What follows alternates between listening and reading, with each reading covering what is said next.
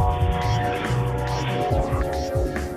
Dan Ackerman, and we are here taking a look at the Acer Aspire S7. Now, if this looks familiar or sounds familiar, that's because the S7 was one of the first Windows 8 laptops that we saw that was specifically built with Windows 8 in mind because it was very thin and had a touchscreen built in.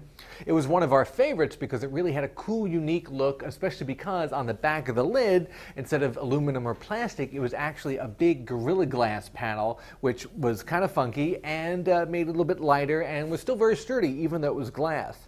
This new version of the S7 looks pretty much identical. The big change here is that it has one of Intel's new 4th generation Core i series processors in it, also known by the codename Haswell. And what that gives you is not so much increased performance, I mean that's fine, but it gives you much better battery life. In fact, in systems like the MacBook Air, which I would consider pretty direct competitor to this, we got 12 hours of battery life on our tests. This guy got a little bit above 7, but that's still better than the original S7 that we saw last year.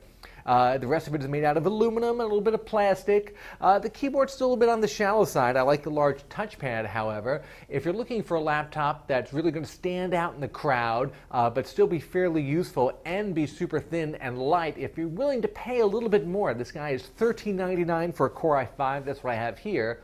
The first version we looked at was, I think, a Core i7 for about $1,600 or $1,700. Then you definitely want to take a look at the S7. There are some other very nice thin ultrabooks out there as well, like the Sony Vaio Pro series, and of course any of those really do get compared to the MacBook Air. I love the design on this guy. I'm not sure I'd pay this much for it, but I'm glad I get to play around with it for a little while. I'm Dan Ackerman, and that is the Acer Aspire S7.